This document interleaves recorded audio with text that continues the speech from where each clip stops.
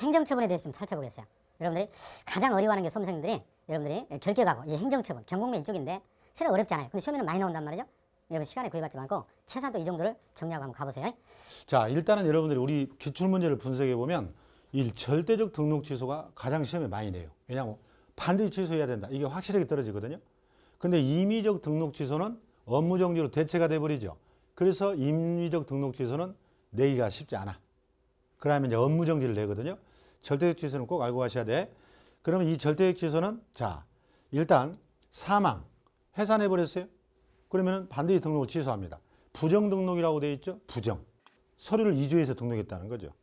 그 다음에 결격. 여러분 결격 사유는 중개업 못하게 하잖아. 이건 외워야 돼.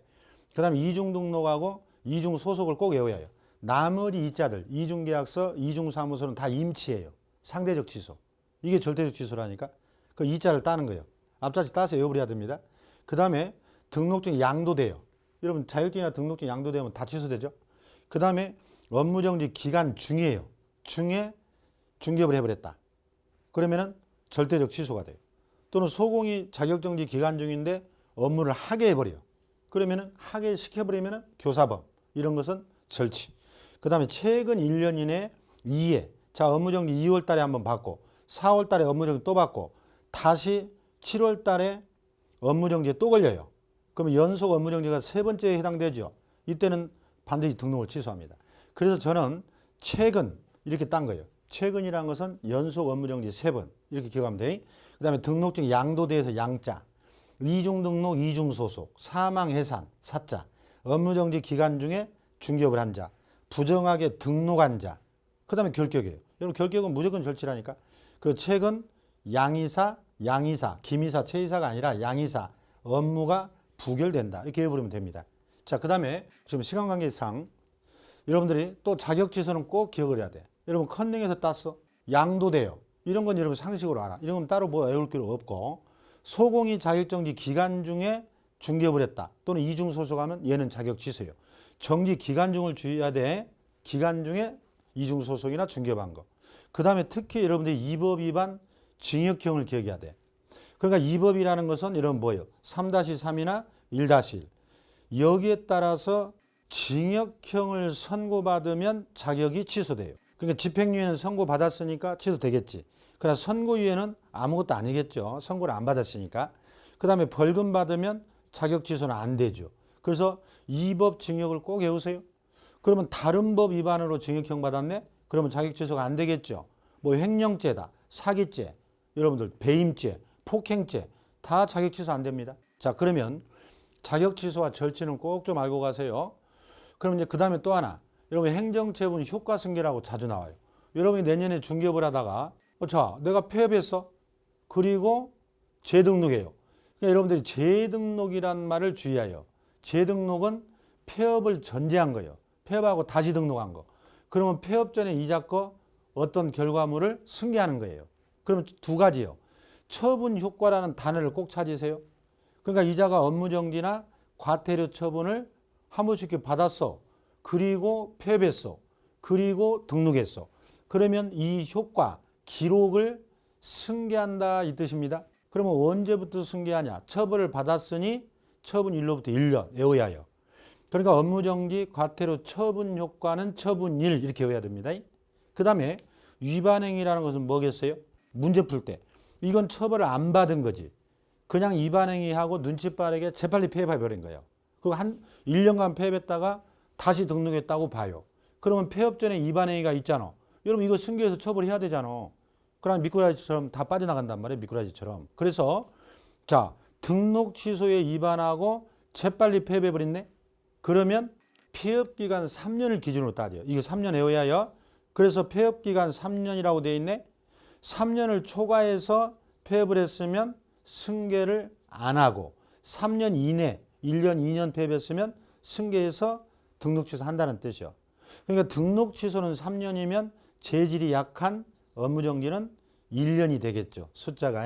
그래서 자, 다시 한번. 처분 효과는 처분받은 때로부터 1년. 위반행위, 처벌 안 받고 재빨리 폐업한 건 등록 취소는 3년, 업무정지는 1년. 그래서 이걸 가지고 이런 문제를 내요. 아시겠죠? 그럼 이와 관련돼서 문제를 한번 기출문제 같은 걸 간단히 정리해 볼까요? 자, 등록을 반드시 취소해야 된다. 절치네. 그럼 절치가 나오면 아까 최근 양이사, 양이사, 업무 부결. 여러분 외워가지고 여기다가 두드려 맞추면 다 되는 거예요. 그럼 볼까요? 자격정지 받은 소공으로 하여금 하게 했다. 자, 여러분 주의하여 갑이라는 계공이 업무정지 기간 중에 중개보다 걸리면 절치죠. 최근 양이사 업무 여기 있잖아. 절치. 근데 여기에 소공이 있어요. 직원이. 얘가 자격정지 받았어. 근데 자격정지를 받았는데 중개업을 하도록 자꾸 교사해. 그래도 등록이 취소됩니다. 그래서 절치. 그 다음에 거래 금액을 거짓으로 기재했다. 계약서에. 이것은 이중계약서예요. 이중계약서. 여러분 이중계약서는 임의적 취소요. 여러분 나머지 이자는 다 임치로 외우라겠죠. 아까 2에서 뭐예요? 이중등록하고 이중소속이 절치. 나머지 이중계약서, 이중사무소는 다 임의적 취소, 상대적 취소입니다. 그러니까 이건 답이 될 수가 없죠. 답이 되죠? 아닌 걸 찾으라 했으니까 참. 답을 찾자면 자, 개인 계공이 사망해버렸네. 최근 양이사 그랬네. 절치. 증여 목적으로 여기 어떠한 명목으로도 보수를 초과해서 받지 마라. 이건 여러분 금지행위네. 여러분 금지행위 아까 했잖아. 기수, 매무, 임치라니까요. 그럼 금지행위는 임치여. 우리가 임금 겸업이다 외워버려야 돼. 그 다음에 탈세를 목적으로 미등기점. 이게 투기조장이네. 이것도 금지행위. 여러분 금지행위는 다 임의적 취소입니다. 지금 금지행위가 보니까 2개가 들어가 있고 이중계약서가 들어가 있어요. 그래서 결론은 아닌 것을 찾으라 그랬으니까 이런 금지행위 찾아야 되고 여기 금지행위 찾아야지. 이중계약서 찾아야지. 그래서 니은, 니을, 미음. 그러면 답이 3번이 되겠네요. 자, 그 다음에 행정처분 효과성 이렇게 나온다고. 요령이 뭐냐. 자, 재등록 계공이 폐업신고 전에 업무정지상 위반행위 나와버렸네. 그러면 처벌 안 받은 거죠. 안 받았는데 위반행위였잖아. 근데 그게 업무정지네. 아까 기준이 뭐예요? 1년이었죠. 그러니까 여기는 13개월이니까 12개월 1년 지나버렸네. 승계할 수 없다지. 두 번째, 폐업 전에 계공이 업무정지 처분 효과라고 나오네. 효과는 뭐예요? 처벌 받은 기록이지. 그러면 기록은 처분일로부터 여기에 업무정지니까 과태료량은 1년이라고 그랬죠. 이 한 문제면 끝납니다. 해결. 문제를 반복해서 한번 보세요. 그 다음에 1년 이하 돼. 폐업기간이 3년 6개월. 재등록, 계공, 폐업신고 전에 등록 취소네. 그 다음에 여기에 보면 위반행위라고 되어 있잖아. 처벌 안 받았지. 안 받고 폐업한 거죠. 이 등록 취소니까 3년이고 위반행위가 업무정지면 1년이었잖아. 3년 6개월이니까 할 수 없다 그래야지. 간단하죠? 그 다음에 4번. 폐업 전에 계공이 과태료 처분 효과 나왔네? 그럼 1년짜리지. 처분일로부터. 그러면은 처분일로부터 9개월이니까 아직 1년 안 지났잖아. 얘는 승계해야지. 맞잖아요? 그거 답이죠. 5번. 재등록 계공에 대해서 우리 조문이에요. 이것은. 등록 취소나 업무정지 할 때는 폐업의 사유. 제가 왜 폐업했지? 혹시 처벌을 피하려고 한 거야? 아파서 한 거야? 이런 사유를 고려해서 한다는 뜻이에요.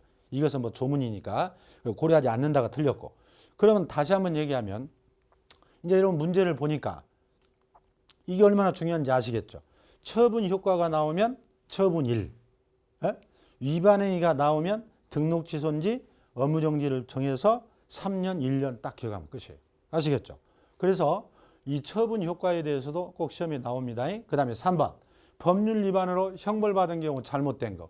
여러분 이거 한 문제면 다 해결돼요. 자, 여러분 결격이라는 것은 지난번에 봤는데 징역이나 금고받으면 선고받으면 모든 법 위반으로 결격이에요. 결격은 등록 취소라고 그랬죠? 근데 여러분 자격 취소는 아까 뭐라 했어요? 자격 취소. 꼭 그걸 외워야 해요. 자격 취소를 한번 볼까요? 자격 취소는 이 법 위반으로 징역형이잖아. 벌금 받으면 취소 안 돼요. 그러니까 이런 문제가 나오면 여러분 당황하지 말고 자격 취소는 이 법이어야 된다. 그리고 징역형 받아야 된다. 이렇게. 그럼 볼까요? 이 법 징역형 선고유예는 아무것도 아니니까 등록도 자격 취소 안 된다요. 이 법 나왔네? 징역형 나왔네. 그럼 자격 무조건 취소되지요. 그러면 그런 말이 자격 취소 되지. 여러분 취소되면 어떻게 돼? 반드시 등록도 취소되죠. 결격이니까. 둘 다 맞았네. 그 다음에 횡령죄가 나왔네. 횡령죄 우리 법에는 없지. 여러분 명의신탁이나 형법이 있다니까. 그러면 다른 법이네요. 무조건 자격 취소는 안 되겠지. 왜? 위법 징역행위가 되니까. 근데 자격 취소와 등록 취소된다 했으니까 틀렸네요? 그 답은 3번이네. 간단해요. 결격은 모든 법, 자격 취소는 이 법. 딱 머릿속에 오바리콜을 쳐버려야. 그 다음에 4번. 이 법 벌금 300만 원 미만 나오면 아무것도 아닙니다. 왜? 우리 결격은 이 법 위반 300만 원 이상이어야 되거든. 그러니까 여러분들이 300만 원 미만 받으면 아무것도 아니다. 맞잖아요? 그 다음에 폭행죄. 이 법이 아니네. 여러분 중개업자 하면 폭행할 수 있어? 그런데 폭행죄로 벌금 500 받았어요. 그러면 아무것도 아니지. 맞잖아요.